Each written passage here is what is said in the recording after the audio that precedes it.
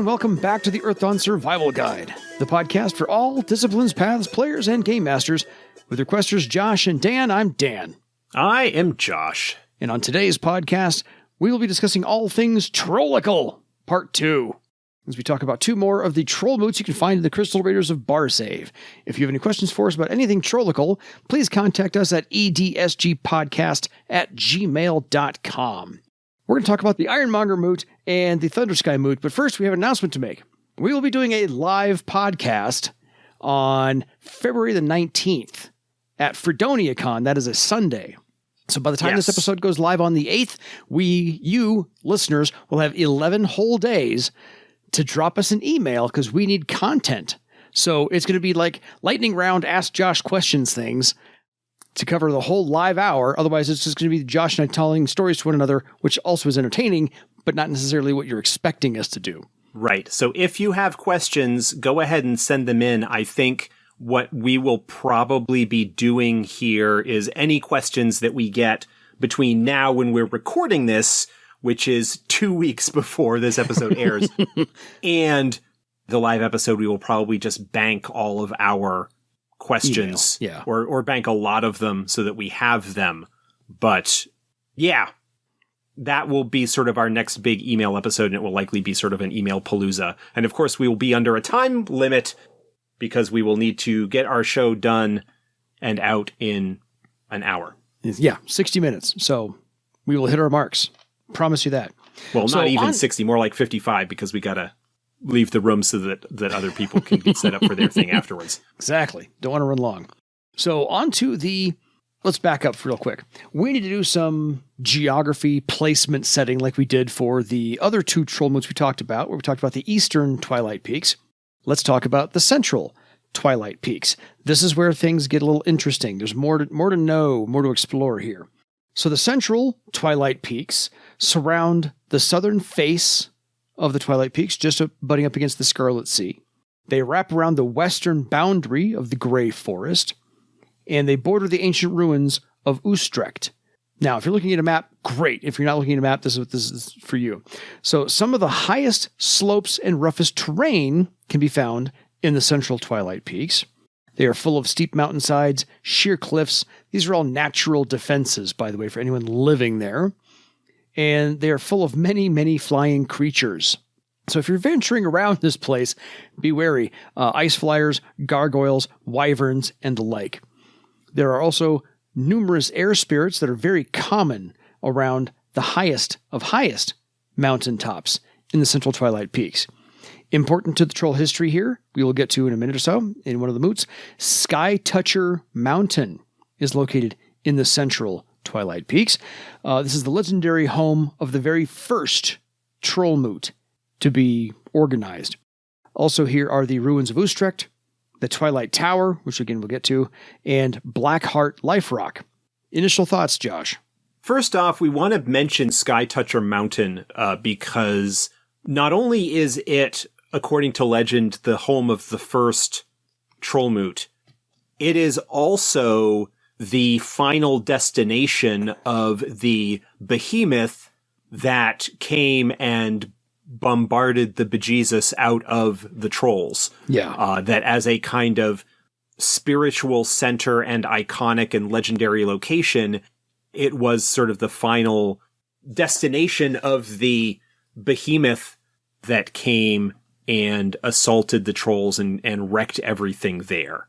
And so that assault is part of the reason why the trolls are all, generally speaking, upset with Thera, in addition to just the fact that they didn't like that Thera came in and wrecked their stuff. Yeah. Thera did it to a sacred location, which in a way, this was, of course, centuries ago before the Scourge, back at the beginning of the Orichalcum Wars when Thera first declared empire. There's an echo of this in the fact that the Therans then went and landed a behemoth on top of Iodia, which was another sacred site to, multiple cultures within Barsave. So there is a very strong they have an intentional pattern. Tradition. Yeah. Imperialist, colonialist nonsense. Yes. how more can we paint the idea that, broadly speaking, the Theran Empire are not nice people, that they have little compunction against not only like sort of mass assaults and whatnot, but also doing it to important cultural or sacred sites to the people that they are attacking. So Thera is just a bag of dicks. Thera's the worst. Just saying. Okay. So four important places of note in the Central Twilight Peaks before we get to the troll moots. And one other thing, and this might get mentioned a little bit later, but I do want to bring it up. The ruins of the moots that were on Skytoucher, the ruins of the communities that were, ruined by the assault of the Behemoth, have been intentionally left that way as a reminder of what they did. They have not been reconstructed. Yeah. They have not, they have become, in a sense, sacred sites of their own as a reminder centuries later of the perfidy of the Therans. Just on Skytoucher Mountain.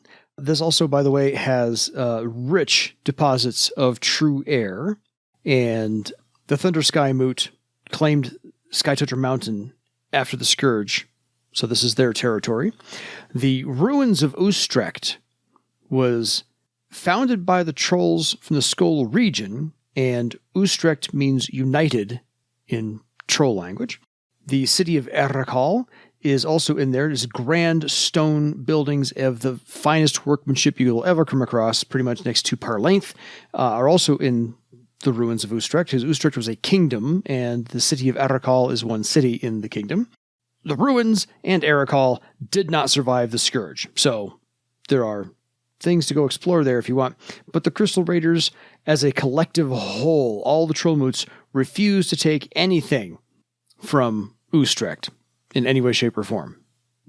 Then there's also the Twilight Tower, once home to the Order of Silver Twilight, and this has been abandoned, they believe, with no idea of what became of the inhabitants of the Twilight Tower. So those are those three mountain ruins of Ustrect, Twilight Tower, and then there's the Blackheart Liferock, which is a three-sided pyramid, roughly 30 feet tall.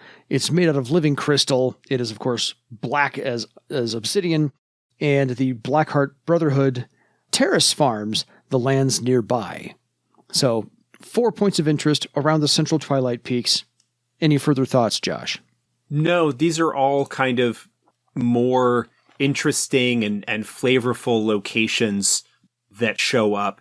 The Twilight Tower and the Order of Silver Twilight, there is a magic item, a thread item called the Twilight Staff that is connected to them, but there is not much that is known about the Order of Silver Twilight and sort of what they were and what has become of them. I think nice little sandbox toys for the Game Master to expound upon them as they wish. Kind of go from there. So, that scene setting having now been completed, we can get to the Ironmonger Moot. The Ironmonger Moot pretty much resides on the north side of the Central Peaks.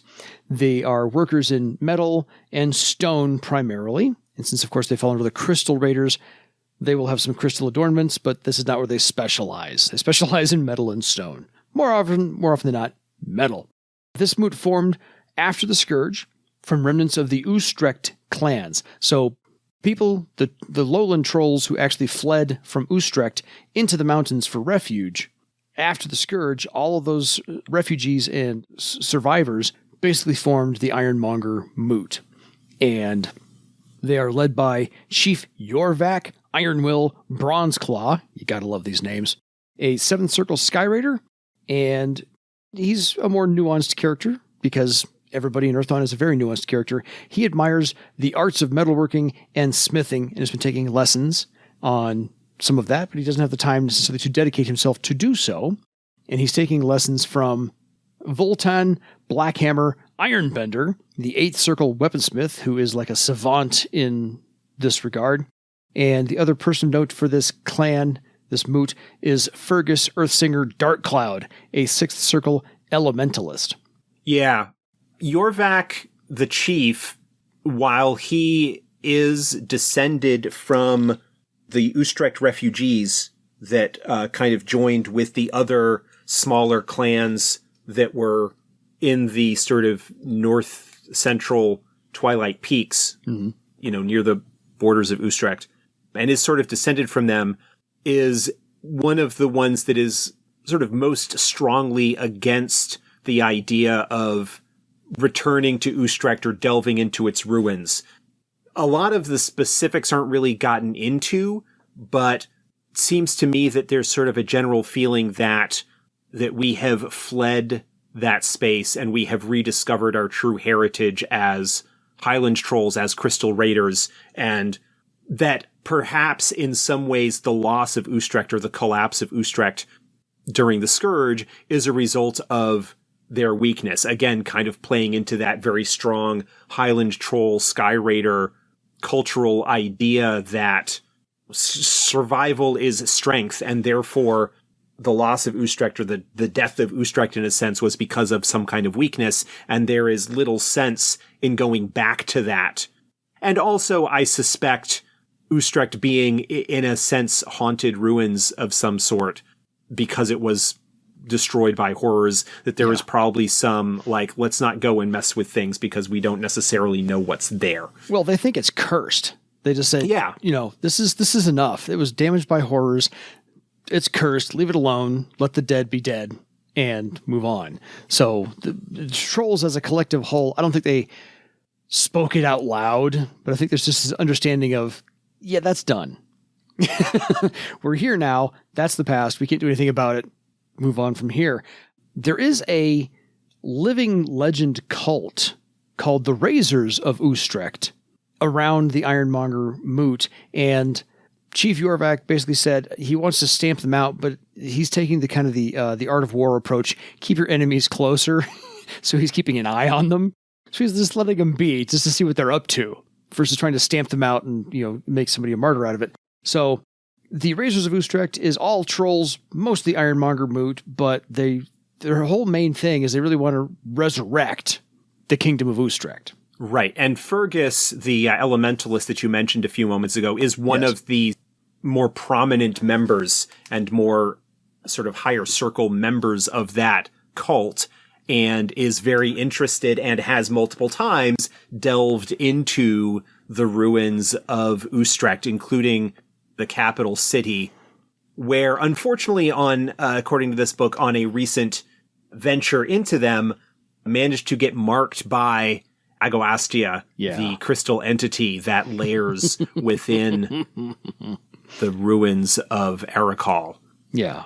And is gradually using its thought worm powers and whatnot to infiltrate and gain greater control of the Razors to cause problems.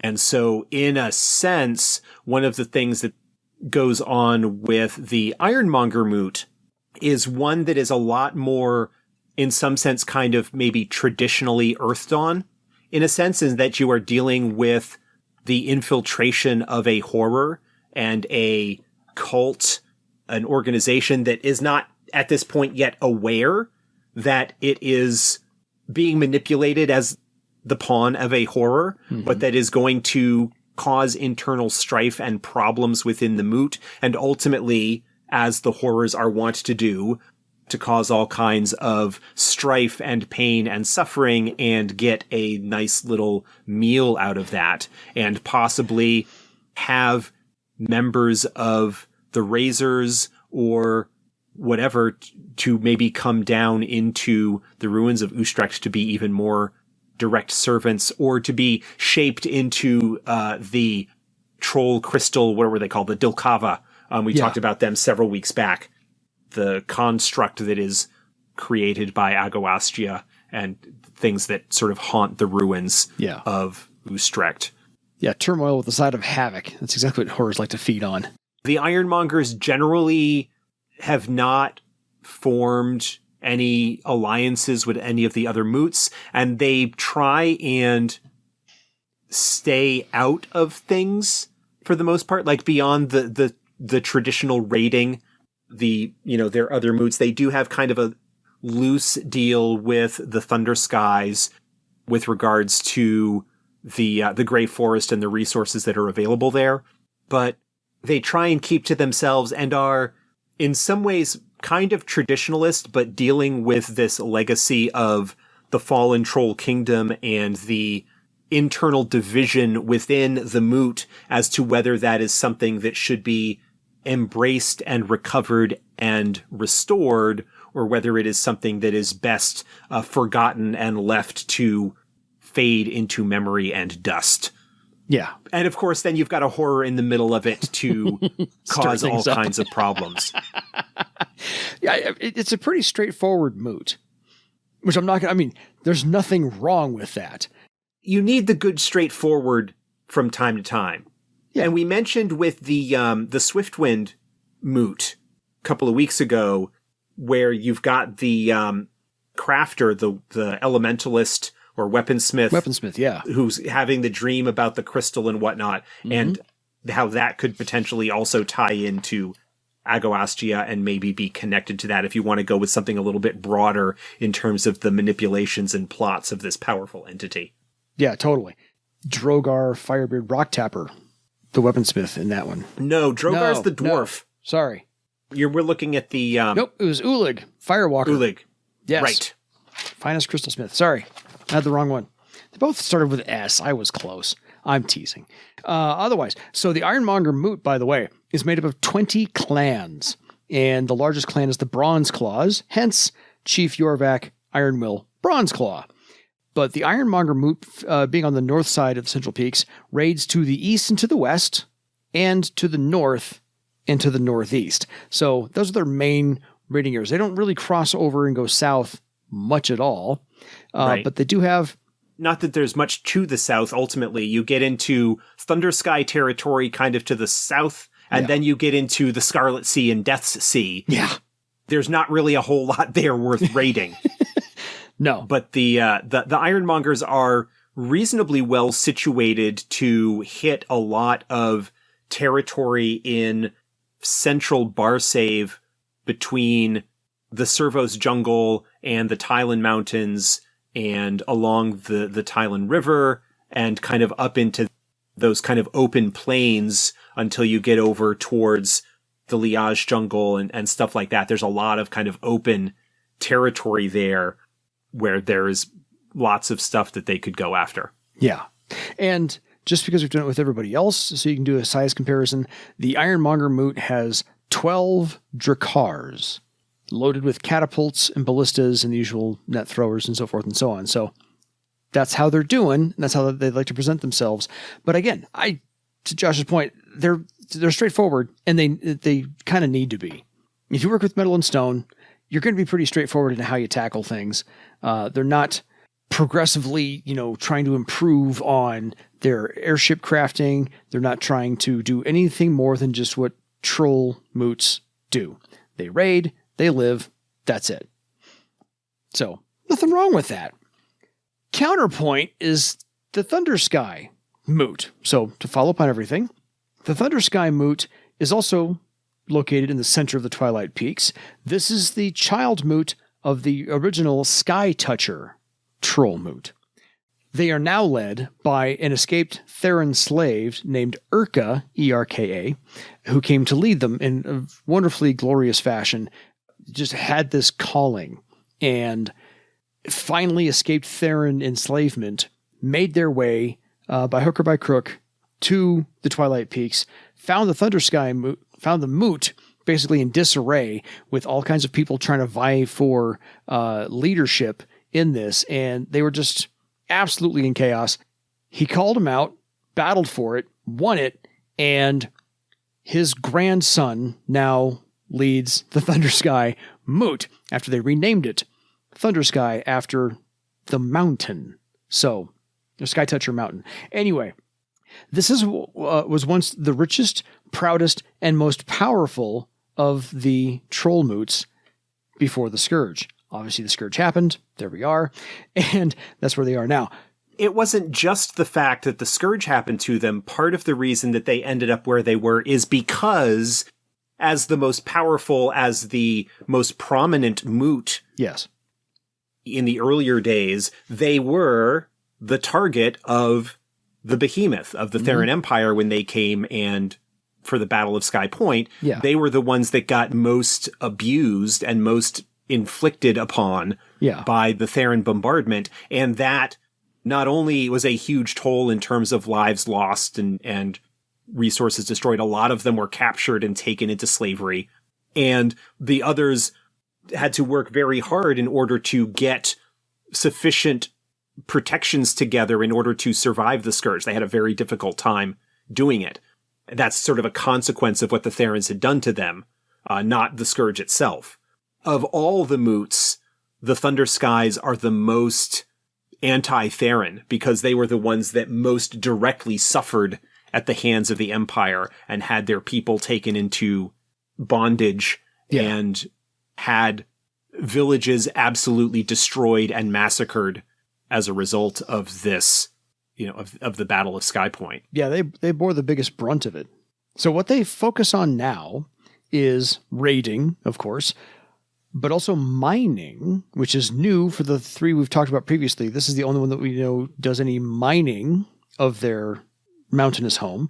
And they also engage in trading. So they are really doing what they can to come back to the level of prominence that they were used to. And the interesting thing about them is that when they raid, they don't raid other crystal raiders. The leader of the Thundersky Moot, Dorovka Steelthought Thundersky, grandson of Urka Thundersky, is hoping for an alliance someday with all of the other troll moots. And so I think, it's not listed in the essay, but I think that when you want to create an ally, you don't raid them first.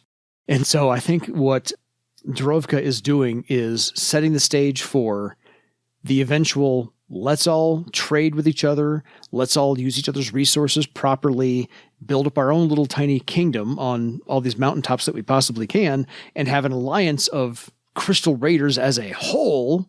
And so they've decided not to raid the other clans, the other trolls. And then that we can have that alliance to bond together. Again, keeping in mind that this is information from prior to the Second War. Yeah.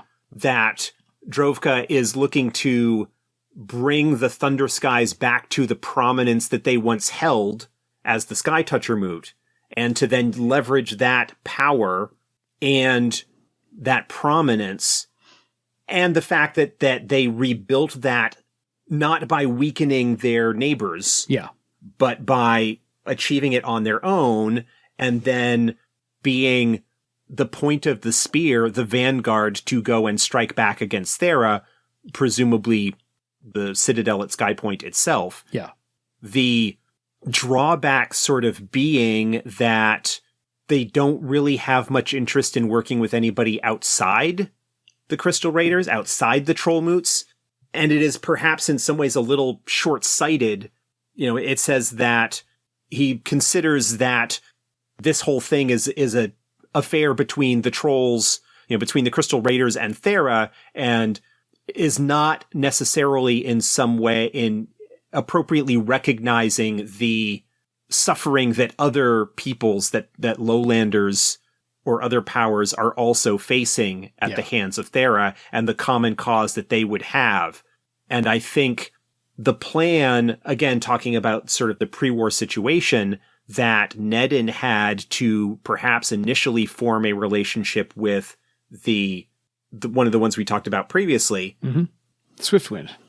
No. Not the Swiftwinds, the other one. Stoneclaws. The Stoneclaws.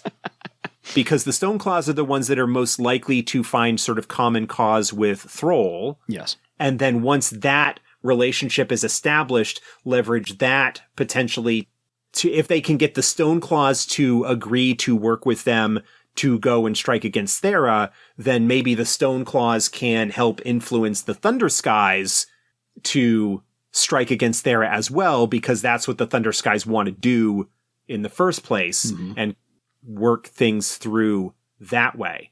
Yeah. The other significant aspect of the Thunderskies is there is a sort of organization devoted to Locust called the Broken Chains that is led by Kagola Bondbreaker, who's Drovka's sister and a high-ranking questor of Locust. Yes. They are an organization that is devoted to the ending of slavery in all forms. even to the point where they are against the traditional troll practice of having nuots, which are sort of slaves after a fashion. Yeah. There's this cultural thing that this is okay, but the Theron slavery is bad, and the Broken Chain are like, no, that's just as bad as it is, and have helped nuots escape from the Twilight Peaks back to, the lowlands or wherever they came from. Yeah. Kagola herself is not quite that direct about things, but there are a number of her organization that do. Exactly. Drovka is an 8th Circle Sky Raider, and Kagola breaks the cycle of being a Sky Raider. She's actually a 7th Circle warrior. But to Josh's point, yes, Quester of Low Coast as well, so she's got enough points to go around. So the Thundersky Moot does trade with the Ironmonger Moot, but what they trade is the metal ore that they mine. They just claim that they actually raided it as raw materials, not letting on that they actually do some mining, because I think other troll moots might find that demeaning that they're doing that kind of manual labor. But the Thundersky Moot is doing whatever it takes to get their pride back, their standing in the community back, and they want to get back to being the apex troll moot so that they can get that alliance going on, because right now they don't have any current allies or enemies of the other troll moots. They're doing their own thing. Right.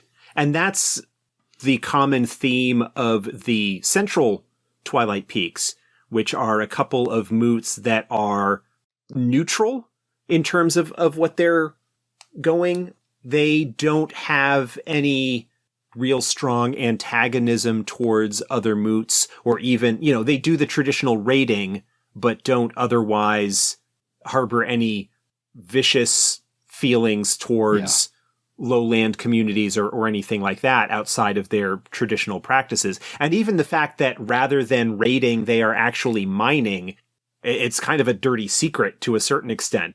That's sort of a lowlander practice within a certain point of view of Highland culture. That, oh yes, like, the dwarves and the lowlanders go in and they dig the stuff out of the ground. And what we just do is we just go and take it from them after they've done that. Yep. But in addition to that, sort of the two big key things that the Thundersky are known for are actually they are pretty effective combatants. Yes. They have a pretty good, tactical sense. Their chief is a very good tactician, and while he's a Sky Raider, he's sort of a warrior in that regard. Also, because they are in the territory around the highest peaks, they are probably the best sailors, the best navigators, the airship. They aren't the best ship builders, but they are the best ship operators. Yes. Probably in the Twilight Peaks, and, deal with the most sort of extreme conditions that are found at the highest points of that. And in a sense are kind of, I would say, almost the most sort of stereotypically Viking in terms of the stereotypical sense of strong sailors and fighters and raiders with a strong sense of culture and honor and tradition, that's their kind of thing. They would kind of just be there, unlike some of the others that we had talked about where there are some broader hooks that could kind of connect them into games that are not Crystal Raider focused. Yeah. The closest thing that you've got are the Broken Chain, the organization devoted to low cost, and how that could connect in if you've got, liberators in your group or something like that a path that would be probably somewhat prominent among that group. Yeah. The Thunderskies are the ones that are sort of the elite strike force trolls, and the ones that would be a very interesting focus for a Twilight Peaks centered campaign because of what they are trying to do in their ultimate goal, but are sort of the first ones that we've come across that don't have quite as strong or ready a hook for non-Crystal Raider focused games. Agreed. And really, all four of these moots we've talked about so far, the previous two, the Stoneclaws, the Swiftwind, the Ironmonger here, and the Thundersky now, it's been hinted at and dropped a couple of times that there are many spirits, air spirits, around the top of these peaks. And some of the mountains are very rich in elemental fire, elemental earth, or elemental air. And so if you're needing components, or you need to go talk to some spirits, I mean, there's some other little tiny ancillary things you can kind of lace in here as well as a draw to get them into this area. Yeah, that could draw player characters to this region for some reason, and then as a result maybe get involved in some way in the politics of the various moots, whether internal or external. I mean, the Thunderskies in one way seem maybe not quite as interesting as any of the others that we have talked about thus far, but there is still also that internal struggle. Yeah. The significant characters that we are presented and have been presented in all of these moots, we've got prominent characters that are kind of on opposite sides of a divide, of a potential source for conflict. And that could be something that maybe is being leveraged by agents of the Denarastus. Yeah. You know, whether one of the scions of Denarastus themselves or some other agents, you know, members maybe of the Gold Branch or of the something like that are operating to maybe prevent the trolls from working together, maybe trying to inflame the divisions within them to keep them weak and not a potential threat to whatever plans that they might have. Obviously, the Second War kind of demonstrated what they are capable of if you get them all to work together, and it would be in the interests of the Denarastus to kind of maybe prevent that from happening. Yes. Whether it is by continuing to poke at the divides between the various moots or to try and pit the moots against each other. That is maybe something as well that could be brought in as a campaign hook, and how you can make things interesting or involve player characters in wider events while focusing perhaps in some capacity on the Twilight Peaks. Agreed. One last thing about the Thundersky Moot, as we've done with all the other ones before, their number of Drakars is only 10. They have thunderbolt throwers and spear throwers on all of these, so they're a little bit more advanced weaponry-wise. And the interesting thing about the Thundersky Moot Drakars is they both operate with both oars and sails. I think they're the only ones to do that. And the Thundersky Moot is made up of only 15 clans. The Ironmongers are 20, remember. But the Thundersky Moot does raid the Dalaris Mountains, Carafad.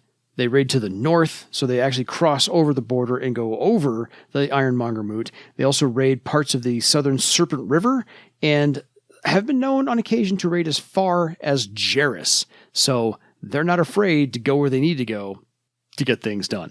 Yeah. They are also would potentially be raiding into areas around Travar. Yeah. If they're kind of coming down off of that way, you know, talking about the southern Serpent River, they would be kind of looping around. I doubt they would be flying over the Badlands, for instance. Yeah. But they would kind of need to loop around and be crossing over the southern stretches of the Serpent River to get down into that area. But, you know, an interesting image would be a Drakar raiding or assaulting a Tiskrang riverboat. The way a fight like that would go in terms of them maybe trying to get at the cargo. I need to see that in a movie.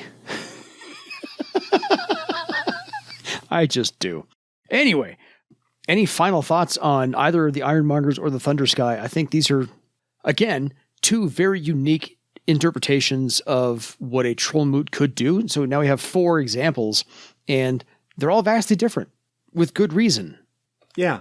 I really like the variety that is being presented in this book, and we will continue to see that with the other moots that we're going to talk about in a couple of weeks. We're going to be talking about the Western Peaks. Yeah. And we'll get to the Bloodlores. Don't worry. We'll get there. And then some of the other moots that are described in other parts of Barsave. Yeah. I don't really recall. I suspect, like a lot of things, that there was maybe some rough framework for some of this information. I haven't gone back to look at earlier books to see how much information there was given about what moots and such that there were in the Twilight Peaks, and how much of this was fleshed out from existing information or how much of it was brand new and created. But I really like the diversity in a similar kind of way that we had the diversity among the various Tuskrang Aropagoi. Yes, they are all Crystal Raiders, but they all have different focuses and traditions and histories and whatnot that has them no longer be the monoculture. Yeah. That they're all this way. They all have kind of different things going on, and we'll really start to see that contrast with the next couple of trollmoots that we see. Gotcha. So until next time, folks, I think we should take a little bit of Jimi Hendrix and a little bit of the Thundersky Moot and go kiss the sky for your legend. Good night, everybody.